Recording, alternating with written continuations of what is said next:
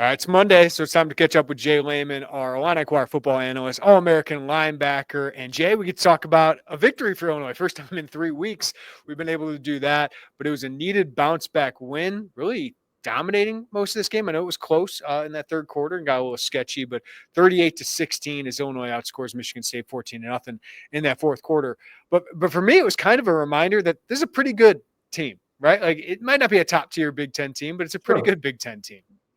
Well, it was all three phases. I think they won it: offense, defense, and special teams. I can't say enough about Hank Beatty and David Alano and Fabrizio Pinton. Just his ability to pin the ball and whatnot. So I think all three phases were solid. I think most importantly, though, it shows this team can make adjustments in the bye week, can come back despite some injuries, despite some different things going on, and really turn the momentum of the last 2 weeks, really since the Michigan game. Where stuff kind of, with Oregon and then obviously the Minnesota game, it felt like they were back. And you felt that from the very first quarter on with the big play to Pat Bryant. How important is that win for this locker room? I talked about these guys just getting a bounce back win to kind of feel like, hey, we're the team we were the first 7 games of the season. Like, how much does that win resonate in that I think it's huge. I think when college football is a huge game of momentum. Part of it is the age of the players. You're either really up or you're really down. Part of it is that when you have momentum, you can beat teams that you're not as good as. When you don't have momentum, you start to lose to teams that you're not as good as. And so when you're playing a team like Michigan State, who's having its struggles as well, if you don't have momentum, you can lose to teams like that. But we were able to really go back to our players. Who are our players, right? Luke Altmyer, Zakari, and of course, Pat Bryant. Also got Gabe Jacas in there. Seth Coleman made some plays. You got to rely on your leaders and your players when it comes down the stretch to make a play to turn momentum. I thought the leaders of this team did just that, and the coaches put them in position to do so. I want to get into the defense. I thought it was one of their better performances, Jay. And we understand Michigan State is not a great team right now, but this is Bielema is now 6-1 at Illinois after an off week, which I think is pretty big in the Big Ten.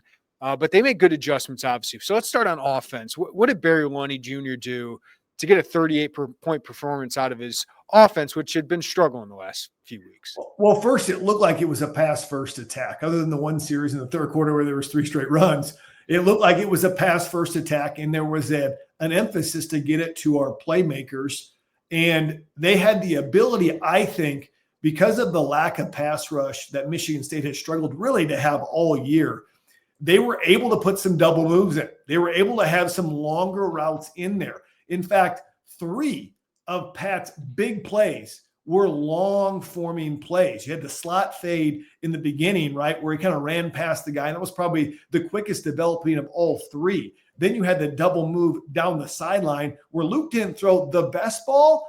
Pat had to come back and adjust and made a play. And then you had the long drag route, a 3-by-1 set. It takes forever for that outside receiver to get back across the middle.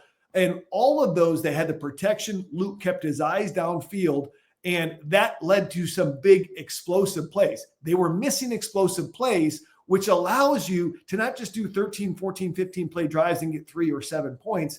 That was a big thing. Number 2 is they ran the ball good enough, right? Enough to keep the defense honest. And what I love is they got the edge a couple times with the defense that Michigan State is, most notably on Josh McCray's first touchdown run and on his run, not to seal the game, but going down for that last touchdown. They were getting the edge, still struggling to run in the interior sometimes and still some negative plays. And then number 3, they did mix up the tempo. It wasn't all the time. It was sometimes it was slow. Sometimes it was, let's take it 35 seconds down on the clock and then run up to line and snap the ball so they can't adjust to the formation. So I thought all of those different factors helped out, but it all goes back to Luke Altmyer. When Luke Altmyer plays better and getting the game plan for him and gets it into our playmakers' hands, we play better offensively. I thought Barry Lunny, who had struggled the last 2 or 3 games and they were playing against better defenses, really had one of his better games calling it. Yeah, Luke Altmyer was Luke Altmyer, Jay, and it wasn't perfect. He did throws into some tight coverage on that first drive that could have been a big setback. Missed Aiden Lawfrey on that little check down, but You said I thought he got protection and he made the most of it. Michigan State's pass rush isn't very good at all, but I also thought like he made good decisions. Just get the ball out. That third quarter could have been a disaster if you would have had a turnover and tried to do too much. But also made some tough throws. I thought that one, the deep fade to Pat Bryant, like he threw that in the face of coverage and got the ball out. So what stood out to you just about Luke in a bounce back performance?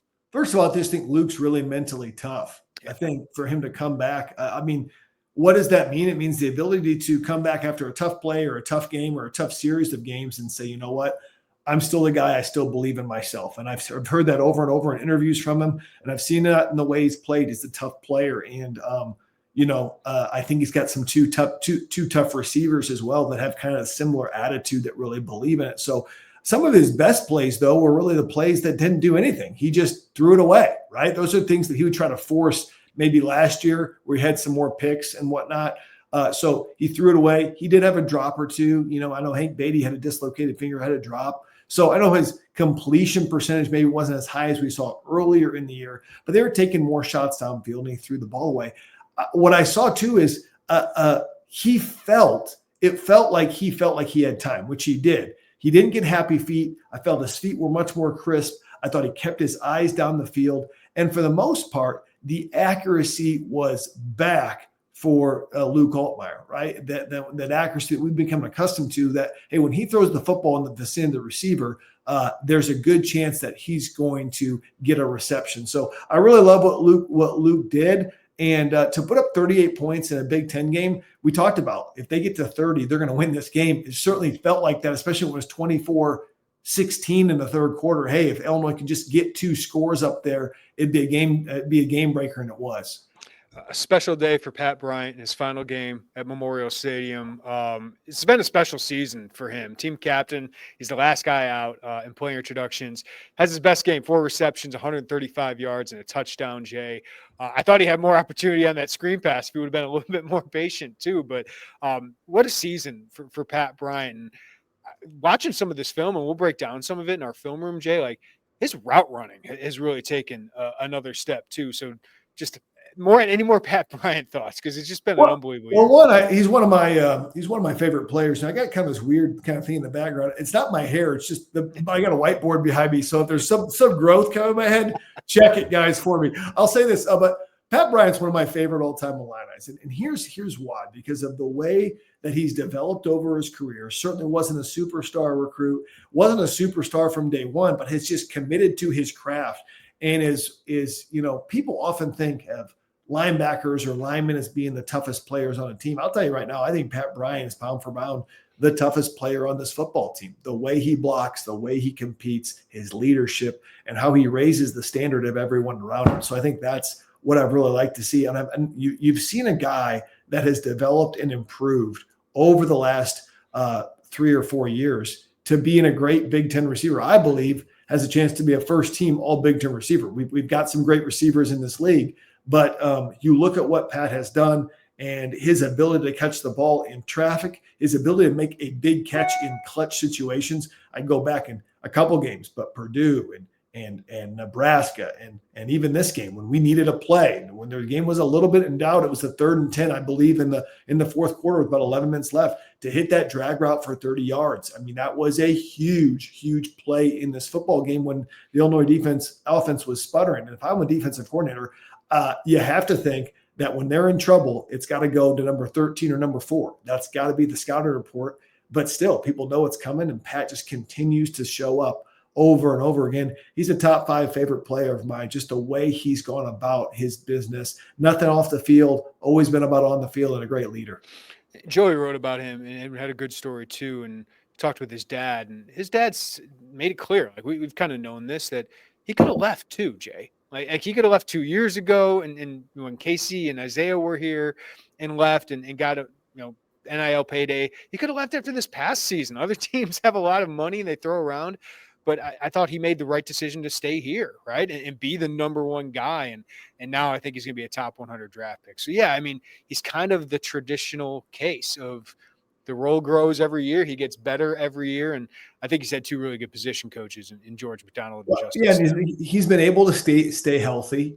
It also shows that, you got to look at the whole situation, because Zachary Franklin being added did not detract from Pat Bryant. I would argue it helped Pat Bryant get more opportunity, because you couldn't just roll coverage just to one guy. Zachary was too good to do that. And then also I would say this is, so much goes to your quarterback and coordinator relationship with a receiver. If you feel good about the quarterback situation, which it sounds like him and Luke have some really good rapport, and you feel like the offensive coordinator is making a concerted effort to get you the football week in and week out, as a receiver, what more can you ask for? Because the reality is you're really at the mercy of the coordinator and the quarterback when you're a receiver. It's not uncommon for a great receiver sometimes to be taken out of a game with 1 or 2 catches, and he's your best player. That hasn't been the factor. That hasn't been the case with Pat Bryant. It doesn't happen on accident. That's an intentional measure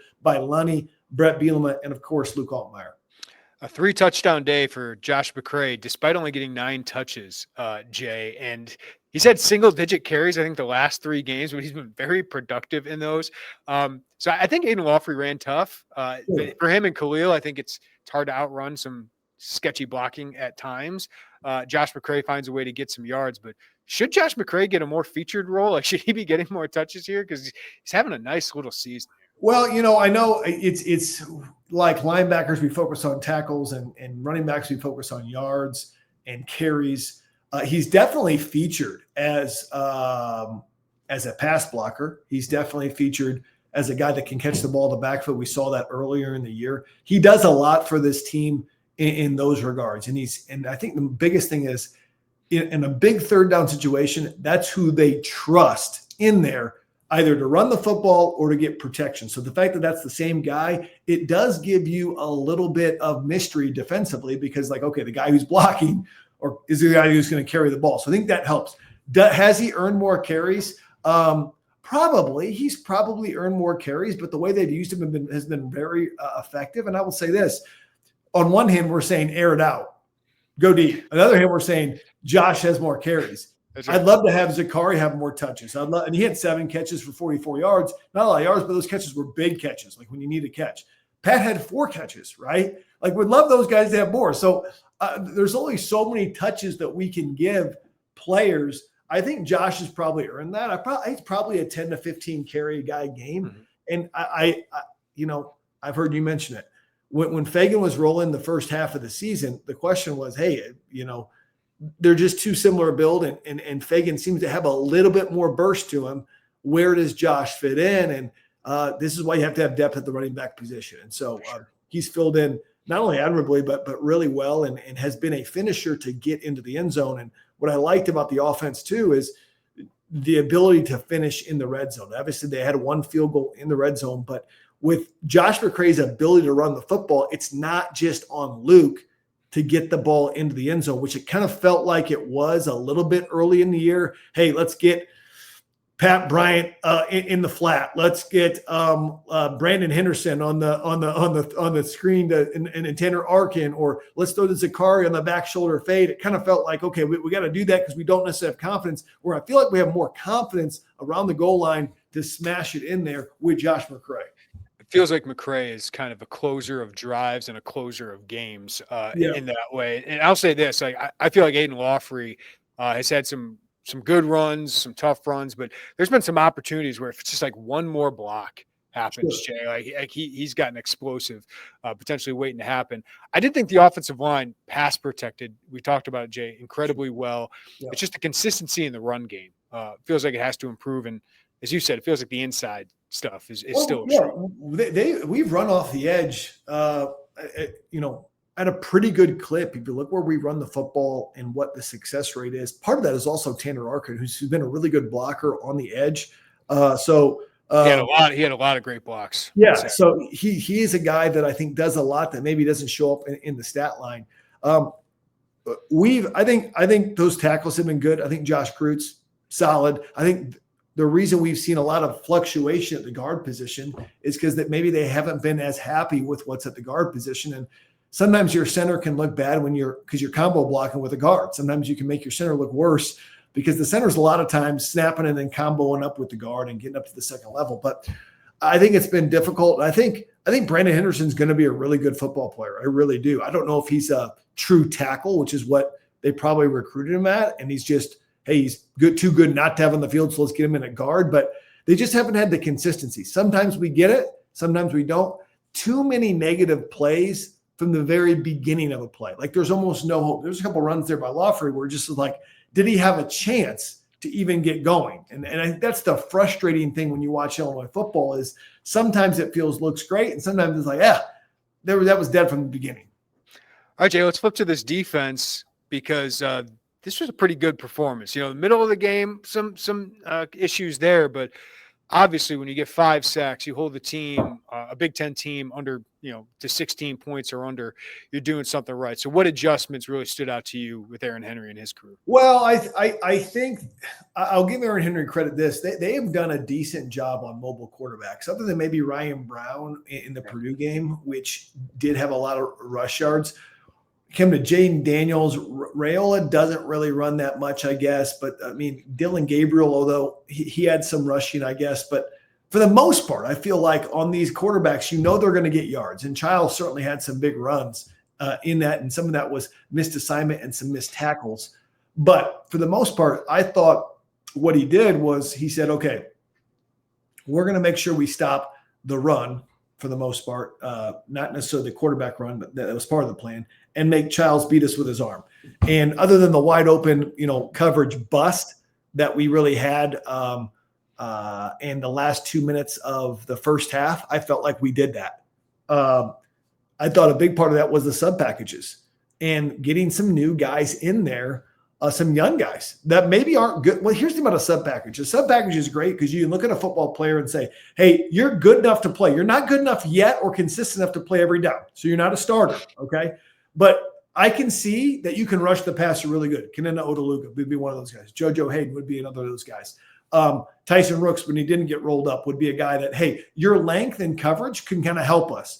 Those are some of the things that these guys are not every down guys, but hey, we can get you in there for sub packages. And then the defensive line seemed like they had more speed in the defensive line to try to get to the quarterback. And Gabe Jacas and Seth Coleman played at a level that we really need them to play at on this football team for us to be the defense we want. I think you add all those things in. I also want to say shout out to Ryan Mead. They ran the exact same play that Purdue ran on us with the flea flicker tight end release delay, which Max Clare had for a 50-yard gain that led to a touchdown.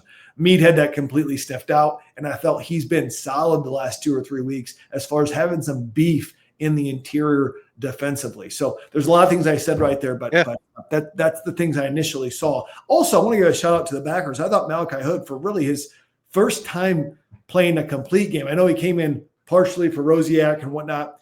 I think he can be a player. Does he got to get thicker? Yeah, but instinctively and knowing what to do and his ability to coverage and cover backs in space, I didn't think like we had a drop off. And I think James Kreutz has gotten better and better as that hand has gotten better.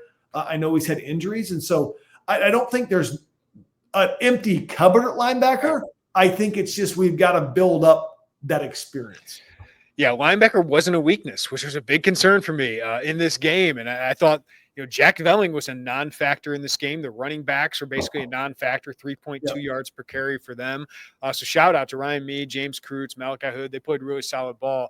But let's talk about that speed sub package there on third down. I mean, obviously, Jay, you got to do better on first and second down to force some of these, to force some third and longs. But what did Odeluga and Hayden bring? General Hunt was in that mix at nose tackle as well. What did they bring? And because to me, it looked like they were running a lot of stunts, got Gabe Jacas moving to the inside.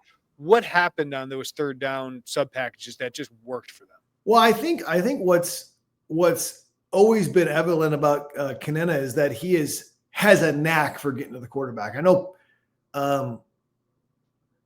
as an analyst, you never want to say knack or it factor because you're not describing anything, right? But there is this there's this nebulous ability that people have that just seem to make plays. Odeluga has always had a way to get to the quarterback. I haven't seen Hayden play much. I'd have to look this up, but his pass rush win rate at Illinois seems pretty high. I mean, he's got some of that is like he's got a little bit of I'm dating myself, Elvis Doomerville. I don't know if you remember Elvis Doomerville, 5'10", defensive end, played for Louisville, long-time Denver Bronco, really good football player. But you kind of have that leverage that gets lower than people, and it's kind of hard to see and whatnot. He kind of has that factor. And what I like what Aaron Henry did is we've been asking him to bring a little bit more pressure. He has said, I don't know if I want to bring pressure, but I'll do games up front to not take away from the back end, but have more, confusion, which I think really lends itself to our front and our sub packages because we're not the biggest front. We're probably in the bottom third of defensive line size front in the Big Ten. But we do have guys that can move. Gabe Jacas, Seth Coleman, those guys can run with people. They can run with people. So how do we use that speed? I think that was on display. The offensive line for Michigan State is not overly athletic, to be honest, at all. And I think that was really exposed. They struggle with movement. They rely on Childs to get them out of a lot of bad protection situations. But what I thought they did a decent job on for the most part is containing as well. Rushes that contained Childs, allowing him not to necessarily get out of the pocket and extend the play. Not always possible, but they did a good job. Gabe Jacas, that was like a Johnny Newton game-wrecking performance. He was so close to getting a couple more sacks. PFF had him for 7 pressures, Jay, in this game, 3 quarterback hurries in the official stats, a sack and a half. And I thought some of those late sacks, he was a big reason that Odeluga and Hayden got there. So how has he taken the next step? Because he has become the dominant defensive, disruptor that we thought he could be. Well, I always thought that Gabe was really good in the phone booth in small spaces and, never really got pushed around. I think the question was, does Gabe have enough bend and enough twitch to really get to the quarterback and pressure and disrupt on a consistent basis? And I think he's taken that leap this year. Remember, Gabe is a true junior, right? And although he doesn't necessarily look like it, he's been on the field for a long time. I think he's finally just getting the reps of, rushing the passer and have obviously had more opportunity here. Or maybe it's just when he plays Michigan schools. I'm not sure. But he's really taking the next step on his technique, his ability to bend, his ability to hands. Before, I thought Gabe was much more just of a bull rusher who could overpower people. I think he's actually got some real technique. And Terrence Jamison, and Brett will tell you, one of the best defensive line coaches, he probably thinks the best. He's developed a lot of good football players on the defensive line for Illinois. And I think Gabe is the next in a long line of that. Was this the best game for the safeties? It felt like, especially in run support, Mac Resetich did a really nice job of getting people to the ground in the back, including Childs on a few of those. Had the one-on-one with Childs near the goal line. And I thought Matthew Bailey, he seems to be coming into his own, Jay, especially in run support, made some open field tackles. And I want to shout out Torrey Cox, too. I thought he made some big pursuit plays. But the safety play, they were strong in this one. What'd you think? Well, the biggest tackle of, I think, the game was when Resetich tackled Childs probably about the 40-yard line going in. Nobody's going to tackle Childs on that quarterback run if Resetich doesn't make that play. That's a touchdown play. And to make that play in the open field, that's difficult. I would say this. I tend to believe Resetich, after watching him, is a better open field and physical tackler than Miles Scott. I think Miles Scott has a little bit better coverage and instincts on that side. So do I think you can use both of them? Yes. Do I think Resetich has been a huge recruiting find based on, what they got him from, playing, going to play baseball, some community college or something. So he's kind of that safety in the Iowa safety mold or the Wisconsin safety mold, has that physical work. I'll say Matthew Bailey's always been able to tackle. Matthew Bailey, though, you think about his playing experience up until this year is really short. And so when you don't have a ton of experience, it's easy to get faked out or tricked and schemed up, especially at that position, because I don't think people realize the tight ends can be tricky to guard, not only in this league, but in any league, because they can block for 2 seconds and then go out for a pass, right? And so a lot of times you'll get your eyes off them and think like, okay, I'm going to help here, I'm going to go to the run, and then they're go streaking down the field. So I think I've seen Matthew Bailey is really take the next step as far as guarding tight ends and also receivers in his coverage. He's always been physical, but I think Matthew Bailey, who would be a redshirt sophomore this year, he's got a lot ahead of him and could potentially be an all Big Ten guy next year.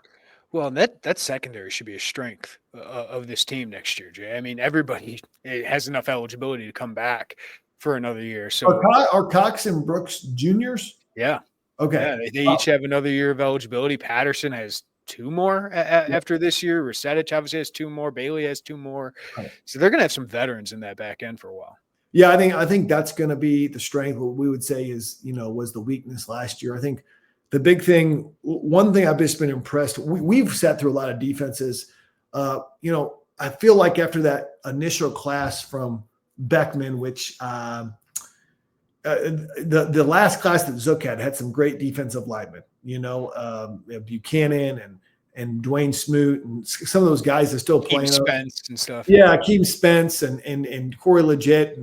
And then we kind of had a spell where we didn't have a ton of great defensive linemen. Jahad Ward was in there and did some different things. But what we've seen, which has been tough to get, is over the last 2 or 3 years, Illinois had a defensive line that's been solid. Dennis Briggs and Jacas and Coleman, they played about as good as we thought they could play. Coleman, it's good to see him finish off on some plays this week. But the big question next year is can you replace some of that? I think that's going to be the big question and get some beef in a linebacker. Yeah. I do want to shout out the special teams once more, Jay. Pinton, man, the hang time really stuck out to me because Hugh had been struggling the last couple of weeks. So to make that move was a little surprising, but it came with great results. And also Hank Beatty, what stands out to you about him as a punt returner? Because he's consistently getting yards. I don't know if the other team's hang time is not going very well, but he always seems to have some room and always seems to make somebody miss.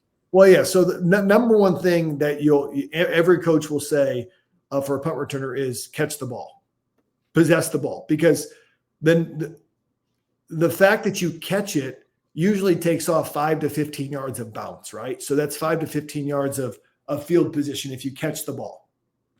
Now, I'm not saying if it's a punt to get you within the 5-yard line and whatnot, but catch the ball. He makes every effort to catch the ball. A lot of times I feel like guys hedge their bets if it's tough to catch it, and they'll kind of, wave people off and say, it's too dangerous. He caught that one that I thought had a good chance to muff it, honestly, because he was running forward. There was a guy in his face, kind of created a penalty because of that, but still caught it and got the penalty. So I thought it was good. One thing about Hank that's really good is he makes the first guy miss and gets vertical. He's certainly not the fastest guy, but if he makes the first guy miss and gets vertical, and he does a tremendous job of setting. He does a good job of what I call setting up the defenders down. When you're on punt team, you're running down the field in your lane. And what you'll see Hank Beatty do is he will stretch you to the sideline, which will make that defender go one way, right? And try to adjust his angle. And then he'll put his foot in the ground and get north and south. And that is what you want to do, because you adjust the angle of that defender. Now his angle's off, and now you come right up, and that's going to get you up the seam. So he does a good job making that first guy miss. And he's got more power than I thought he would have. We've all seen these little punt returners that, like, if you tap them, they're out. I thought that's what Hank Beatty would be like. He's broken a few arm tackles in this regard and been tough to bring down. So I think when you add in that he possesses the ball, one cut, gets upfield and changes the lanes of people and has power, it turns him into a really good punt returner. Also being said, I think Coach Disher's done a great job of scheming stuff up and guys blocking well. And keep going here, but better special teams is a sign of football depth, right? Because that means that your guys that are going to be starting next year are probably playing at a higher level than the guys they're playing against on special teams. So those are different things to think about. Yeah, Tanner Heckel was really stuck out to me on special teams. Freshman out of Kansas, 8-man football kid, kind of late guy. They're hitting on all these late safeties. Well, interesting you say that. I had a defensive back come up to me and say to me, "Hey, Tanner Heckel." I was just out and about in the community. Tanner Heckel is him, and I said, "Oh, he's like next." So remember Caleb Patterson showed up on the gunner position. We also have seen Tanner Heckel do that. I'll never forget the story. Coach McMahon, Illinois special teams coach, said the first time we noticed somebody at Penn State that was really special, he was wearing number 11 and he was running gunner, but he was huge. It was like 1995. It was LeVar Arrington. LeVar Arrington was a gunner, destroying people as a linebacker. And you get noticed because it's a tough position. You're flying out there. So Tanner Heckel's been noticed. He's a guy that's going to play a lot of football. Those DBs, especially, Jay, and sometimes the linebackers too, like if they make an early impact on special teams, it always seems to pretend well for the rest of their career. Devin Witherspoon was one of those. Right. Matt Rusetich was one of those. Matthew Bailey, like Jaheim Clark, like all these guys that seem to make an impact there. And I feel like with Hank Beatty, I feel like that's the toughest job in football is punt returner, but he's gotten more confidence as a receiver. It feels like at times based on what he's done on special teams. So just getting on the field and knowing you can make an impact, I would imagine is huge. Oh, it's huge. Let's first of all, if you took an average person out of the stands and said, go catch one of these 10 punts, most of them wouldn't even come close to even like touching the ball. They're hard to do. Number two, let's remember, Beatty wasn't number one until after the Kansas game where Rusetich had some muffs, right? So it's a must the first two games. And I think Rusetich maybe is a little bit more explosive as a punt returner. That's what they felt. But Beatty has really owned that job. And so that's been really big. And you're always going to see guys pop up on special teams. And then if you become too valuable, like, I heard Brett say, hey, I would play Pat Bryant on specials, but we just need him too much. Then you do take the guys off, because I will say the majority of injuries that I had were on special teams in my freshman sophomore year at Illinois, and then also in the NFL. It's a brutal world out there on special teams, and there's live bolts flying all over the place. So it's not for the faint of heart. Dylan Rosiak was one of those. I just want to mention another one. Oh yeah, Rosiak. Yeah, he made a lot of plays on specials. Krutz made some plays on special twos, and now that's showing up. I think Odaluga as well before he got banged up. Yeah. All right, so this Rutgers matchup, Jay, Illinois an underdog. They've actually been pretty good as single-digit underdogs this year, 3-1 in that role. But Rutgers, what's the line? What, 3 or something? 1.5 was the last I saw before we got on here. So Scarlet Knights lost 4 straight, couldn't defend anybody, but they have played well the last 2 weeks, beating Minnesota. Maryland's not very good, but took care of business there. Kaliak Manis playing better ball here of late. Kyle Monungai is pretty good. But what do you think of this matchup for the Illini? What are the keys here against a Greg Schiano bull-bound Scarlet Knights team? Yeah, I mean, I give credit to Greg because, it was – when Greg had it going on there, it was going on. I got to play against them in 2005 and 2006, and 2016 was amazing. We didn't play very well. Yeah, they beat us. I think they were 11-1, but that was one of the worst games I've ever been a part of. I remember that, and Greg still has some of the same principles, which is a lot of pressure and man-to-man pressure. And he will throw this isn't a knock on his defense. I call it the kitchen sink defense because he has pressures from all over that he will throw. And he'll put his defense on an island, but he uses his defense and his special teams to set up his offense. He's never had a dynamite offense, at least this time when he's been at Rutgers. Prior to that, he did it with Ray Rice and some of the players they had. But Rutgers, remember, after he left, Kyle Flood had maybe 1 or 2 years there where they were decent. And then they had the Chris Ash era, and, just stuff went downhill fast. And he's kind of resurrected to be a bowl team and be very solid, and a team that you feel like can beat anybody in the league 5 through 17, kind of like Illinois on a given day. I don't think Ethan Kaliak Manis is a good quarterback compared to Luke. I think Luke's a better. I think you put him pair, you'd probably take Luke. I think Kyle Monungai is probably the most complete back. Not the most complete back we play, but more complete than any back that we have complete. But again, I think we have an edge offensively that we have 2 guys we can throw the football to. So I think it's going to come down to a couple things. One, can we get off the field on 3rd down like we did against Michigan State? Because we did a tremendous job defensively doing that, right? And that starts with doing better on 1st and 2nd down. Number 2, I want to see Luke continue to play and protect the football like he did. And number 3, this team, Rutgers especially, they thrive off chaos and turnovers. If they get turnovers, they will beat you. You got to win the turnover matchup against Rutgers. But I think I was asked last week on another show, what is the hardest game of the final 3? I actually said Michigan State I thought would be the easiest. I know it doesn't necessarily bode well for Illinois fans. Maybe I said Rutgers was going to be the most difficult. Going to Rutgers in November against the Greg Schiano team. And then number 2 was going to be Northwestern because they always play us tough no matter what. And so these 2 games are not going to be cakewalks, but certainly winnable. Kind of time to zoom out here, Jay. Illinois has just 4 winning regular seasons since 2002. And 2 of them are in the last 3 years under Brett Bielema. So I get it. You have back-to-back losses there. You still got to win one of the next two games, two of the next two games. But just the fact that, like, the expectation is rising, that 2 out of the last 3 years you've had winning regular seasons.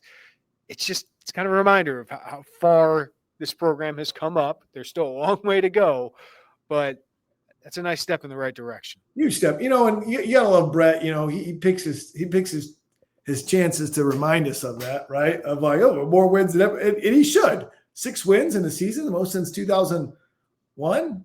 In a home wins. I'm like, that's a legit thing for sure. That's a big deal. The level of consistency, we got to say from day one, we've been more competitive in Big Ten games. From the Nebraska game in 2021, we've just been more competitive. It's exciting to watch a game because we know we're going to be in most games. Oregon was an anomaly, but we're in most games, and we're getting a higher level of player and consistency. And what I'm really excited about is that we actually have a lot of pieces coming back defensively next year, and young guys we're starting to see kind of, build up, and you have a quarterback that you feel could be really good next year if he comes back. And you just feel like you have some pieces there that you're like, well, shoot, if we had 8 or 9 wins this season, is 8 or 9 wins attainable? And you have that back-to-back seasons. I'm not sure the last time Illinois would have had 16 to 18 wins in back-to-back seasons. That's then you start getting into kind of rare air for this program, maybe 89 and 90, maybe. Mm-hmm. So just kind of thinking out loud of how far we've come. And I know there's a lot of more moving pieces than, say, basketball, where we just replaced the whole basketball team, in one season. It just doesn't happen in football that way. And for all the changes that have happened over the last 3 or 4 years in the conference and in football, for us to be where we're at, we got to be pretty happy. I got 3 quick Big Ten things for you, Jay. Okay. I want to throw at you. I have to start considering my all Big Ten ballot right now. And part of that is Big Ten Offensive Player of the Year. And Curtis Rourke and Dylan Gabriel, one of those guys, will probably win. Sure. But Tyler Warren might get my vote at Penn State, the tight end. He's been unbelievable. Jeremiah Smith, Ohio State wide receiver, is probably the most talented player in the Big Ten overall. But how would you vote for that? Because Tyler Warren's been a freak for them. Oh, he is, and he does a lot of different things, right? So he's got a bunch of. If you look at like his touchdown to big play ratio for plays that he has is just incredible. I think he's certainly got the Mackey Award locked up, which goes to the top tight end, and I just don't think he touches the ball consistently enough to get it. Gabriel's been good, but certainly him and Rourke both struggled the last game they were on the field. So it depends on Hugo. Rourke has been a pretty astounding. He's been hurt one game, I know. Mm-hmm. I think Gabriel's a phenomenal point guard, right? It's just like that team is so loaded. Yeah, all over the place. That's interesting you talk about that. And Jeremiah Smith, probably the best receiver. And he's with. It's pretty amazing. He comes in. He's already the number 1 receiver over Emeka Ibuka, who was a good receiver before that. So right. I would agree with all those picks. Yeah. Phil Longo fired, offensive coordinator at Wisconsin, into the second year. Kind of brought a much different offense. Wisconsin has been the same since Illinois beat them up in Madison in 2022. But what do you make of that move for Luke Fickell? Guys, there is an offensive issue in the Big Ten, old Big Ten West Conference. We've seen Nebraska's coordinator be fired. We've seen Purdue's coordinator be fired. Right. Maybe the air raid just doesn't work in what we call the old Big Ten West. Purdue brought air raid there, and it was an outright disaster, and is.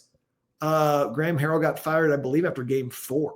Mm-hmm. Phil Longo was going to bring air raid to Wisconsin. I think what was different about Purdue and Wisconsin is you felt like Purdue had done that a little bit under Brom, and that was who they were. We're always going to be the cradle of quarterbacks and home of Drew Brees, and we're going to throw the football because we can't get big guys. Wisconsin had won in the trenches over the past 30 years with the Barry Evras, Brett Bielema, Paul Chryst model, kind of all out of the same tree, made a switch, and it is what it is. They just haven't been good offensively, haven't been consistent at quarterback. They've lost some receivers in the portal. They got some receivers in the portal, and they had two really good tailbacks last year. One of them got hurt, and you take those away, their offense just hasn't been good. So, and then the offensive coordinator for Nebraska gets fired. Dana Holgorsen takes over. I wouldn't say they were air raid, but they were certainly building around a passing attack on Raiola. And so I'm just like, man, does that stuff even work in the Big Ten? Where we look at offenses that are working. I'll throw Illinois in there. They're keeping they're keeping run concepts in there with RPO and taking shots down the field. I'll throw Minnesota in there. They're running the football with a an average quarterback and throwing to a Daniel Jackson. I'll throw Indiana in there. They're running the football right at a consistent clip, but they take some shots down the field. So I'm using this example to show you and fans out there and other people that like, hey, you got to be able to run the football. And it's not just about airing it out and throwing and let's take Iowa. They're running the football. They're not throwing it, right? They're running. So as much as stuff we want to be sexy, I just don't know if it works. I don't know what's your opinion. I'd like to. No, I agree with you, Jay. I think you got to have some modern passing, right? Like Iowa needs to they brought in some. They're trying to, right? Yes. But you still have to run the football, whether that's off the pass or establishing the run to set up the pass. Like you have to have balance to throw these defenses off. And that's why we can nitpick our little things about Barry Lunny, but he has brought a good offense. Maybe it's not the great, maybe it's not top tier. Maybe they need better players for that. But you're going to have 4 wide receivers in the last 2 years in the NFL. You're going to have 2 quarterbacks who have played really well for you. And you've had some offensive linemen get drafted. You've had, obviously, Chase Brown doing great things. And the running attack has not been Brett Bielema, but it's been solid. Like, it's not been terrible the last couple of years. Right. I mean, you look at, like I said, we're looking at three of our opponents. We haven't even gotten to Northwestern's offense, right? But we're looking at 3 of our opponents, really, that we play against, not Wisconsin this year, but have fired their offensive coordinator. And I think – fans want to see Ben Johnson Lion stuff and have fun. They want to – is it Ben Johnson? Is that his name? Yeah. They want to see Cliff Kingsbury, Washington stuff. But Cliff's been fired 3 times in the last 5 years, right? On air raid principles, right? They also have like Heisman Trophy winners. And right. Heisman, Baby Yoda with, Kyler Murray and everybody else. And guess what? We thought that Lincoln Riley was going to throw the ball all over the yard in the Big Ten. He's 500. Now he can't fire himself because he's the offensive coordinator, right? But they haven't been great either. They just haven't been that good when it comes down to throw. So as much as people want to get into like the sexy and stuff like that, I'm super happy that Illinois has somebody they can build around that got 38 points in the Big Ten game. So I'll take it. Yeah. Last one, Jake. Number 5, Indiana at number 2, Ohio State. Indiana should be fine regardless of getting into the playoff because they got Purdue in the final week. But this is for a Big Ten championship game appearance, right? So, like, what do you think of this matchup? I think number 1, it's always easier to play Ohio State the week before Michigan. I don't care if Michigan's garbage. That's important. We took advantage of that when we played Ohio State. Number 2 is I have not seen Indiana beat themselves. Obviously, they haven't lost, but they just don't beat themselves in the way they play the game. And so they are going to be in this football game in the 3rd quarter, possibly the beginning of the 4th quarter. I think the difference is going to come down to, can they capitalize on the opportunities they get? What people don't realize is that this is a different Ohio State team than we've seen the last 5-6 years under Ryan Day, where we're going to score a bunch.